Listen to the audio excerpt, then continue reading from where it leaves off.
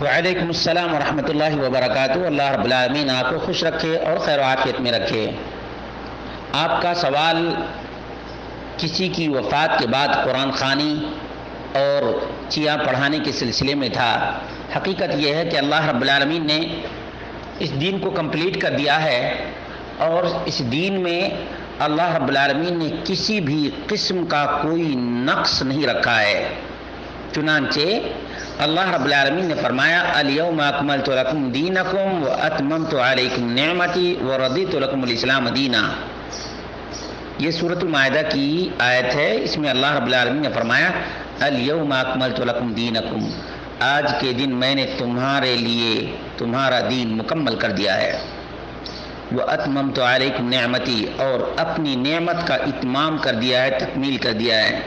ورضیت لکم الاسلام دینا، اور دین اسلام کو تمہارے لیے پسند کر لیا ہے۔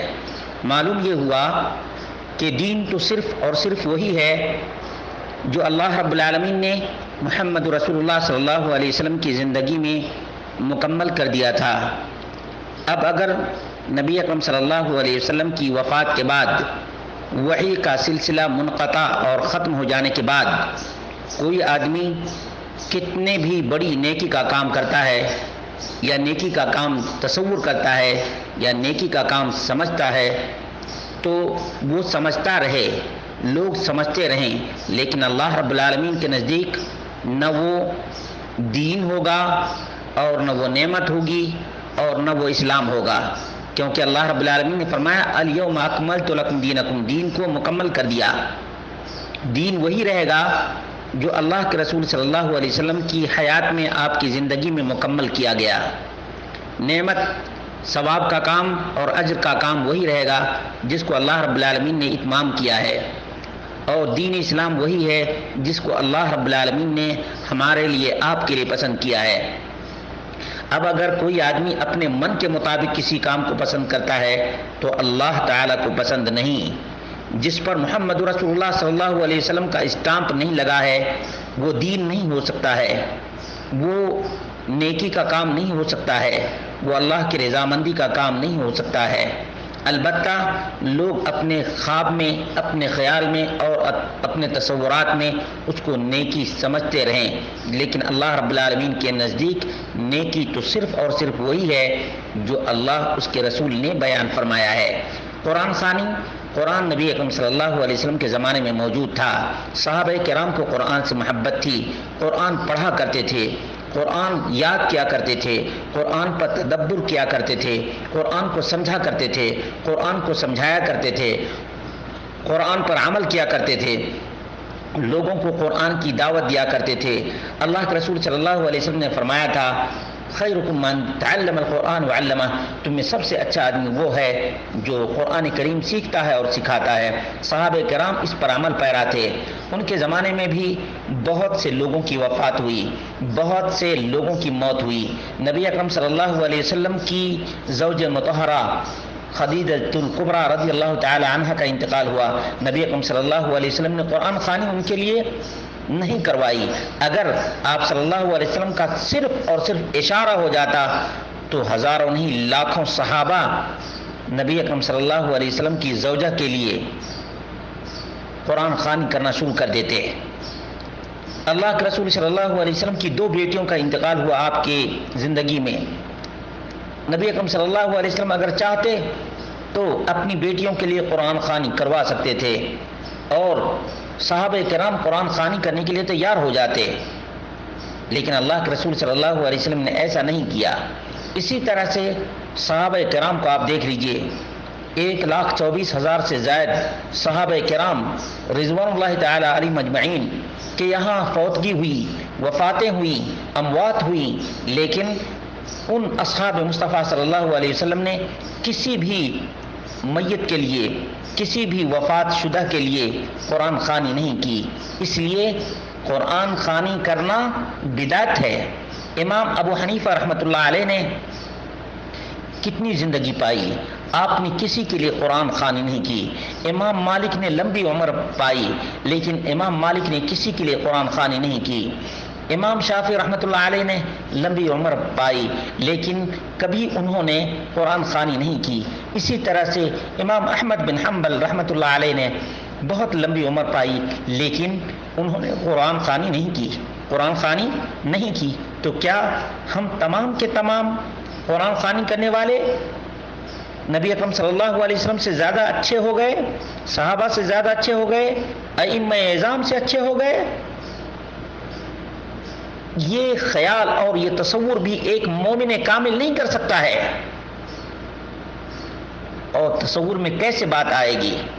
اللہ رب العالمین کا نظام اور سسٹم ہے. وہ سسٹم یہ ہے کہ وَلَيْسَ لِلْإِنسَانِ إِلَّا مَا سَعَىٰ، انسان کے لیے صرف وہی ہے جس کی اس نے کوشش کی ہے.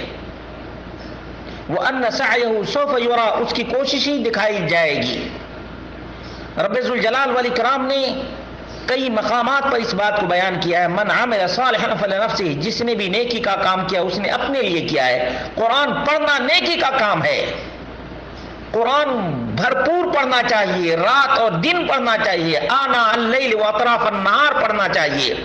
کون آپ کو روکتا ہے؟ آپ کو تو یہی کہا جا رہا ہے جب تک سانس چل رہی ہے آپ کی، جب تک آپ کو موت نہیں آئی ہے اس سے پہلے نیکی کر لیجئے. نیکی کے کاموں میں سے ایک عظیم نیکی کا کام قرآن پڑھنا ہے. قرآن پڑھنا ہے. قرآن پڑھیں، قرآن سیکھیں، قرآن سکھائیں. اپنے گھروں کو قرآن کی آواز سے آراستہ اور پیراستہ اور مزین کریں. صحابہ کرام قرآن پڑھا کرتے تھے، گزرنے والے کو پتا چل جاتا تھا ایمان والے کا گھر ہے. ابو بکر کے گھر سے کوئی گزرتا تھا تو پتا چل جاتا تھا کہ ابو بکر دھیمی آواز میں قرآن کی تلاوت کر رہے ہیں. نبی اکرم صلی اللہ علیہ وسلم عمر کے گھر سے گزرے، آواز قرآن کی سنائی دی، کہا کہ عمر ذرا اپنی آواز کو پست کر لو. آج ہم زندگی میں قرآن نہیں پڑھتے ہیں، اسی لیے لوگوں نے چور راستہ نکالا ہے. میں اسے چور کا راستہ کہتا ہوں. وہ ہے قرآن خوانی کروانا، قرآن پڑھنا نہیں، قرآن پڑھوانا. یقین جانیے اللہ کے رسول صلی اللہ علیہ وسلم نے قرآن کے بارے میں کیا فرمایا؟ الصیام والقرآن یشفعان یوم القیامہ. قرآن جو آدمی پڑھے گا قرآن اس کے لیے شفاعت کرے گا. قرآن شفاعت کرے گا. جو روزہ رکھے گا روزہ اس کے لیے قیامت کے دن شفاعت کرے گا. اللہ رب العالمین سے ہم دعا کرتے ہیں کہ اللہ رب العالمین ہم سب کو کتاب و سنت کی پابندی کرنے کی توفیق عطا فرمائے. رسول اللہ صلی اللہ علیہ وسلم کی حدیث جو صحیح مسلم کے اندر ہے، اذا مات الانسان انقطع عنه عمله، جب انسان مر جاتا ہے تو اس کے عمل کا سلسلہ بند ہو جاتا ہے. ہاں، اس نے زندگی میں جو کچھ کیا ہے اس کا اجر اور ثواب جاری اور ساری رہتا ہے. تو کون آدمی چاہتا ہے کہ مرنے کے بعد کوئی اس کو پارسل کرے؟ وہی آدمی جو نیکی کرنا نہیں چاہتا ہے، دوسرے کے حوالے کرنا چاہتا ہے. عزیزو سبحان اللہ الحمدللہ، جو پڑھے گا اس کو اجر و ثواب ملے گا. جو آدمی نہیں پڑھے گا اس کو اجر و ثواب نہیں ملے گا. اللہ رب العالمین نے فرمایا کل نفس بما کسبت رہینہ، ہر نفس اپنے کیے ہوئے کے عوض گروی ہے. اپنے کیے ہوئے کو، جو کچھ اس نے کیا ہے، اچھا کیا ہے تو اچھے کے عوض میں گروی ہے، برا کیا ہے تو برے کے عوض میں گروی ہے. اندازہ کرو میرے بھائیوں، ہم کہاں چلے گئے؟ ہمیں ہو کیا گیا ہے کہ ہم نے غیروں کا طریقہ لے لیا ہے اور محمد رسول اللہ صلی اللہ علیہ وسلم کا طریقہ چھوڑ دیا ہے. رسول اللہ صلی اللہ علیہ وسلم کہا کرتے تھے کہ آخرت کے لیے کچھ توشہ جمع کر لو، آخرت کے لیے توشہ جمع کر لو. موت سے پہلے آدمی عمل کر لیتا ہے تو اسے مرنے کے بعد ٹینشن نہیں. اور جو آدمی اس دنیا میں نیکی کا کام کر کے نہیں جائے گا، کوئی لاکھ پارسل کرے اس کے ایڈریس اور پتہ پر پہنچنے والا وہ کام نہیں ہے.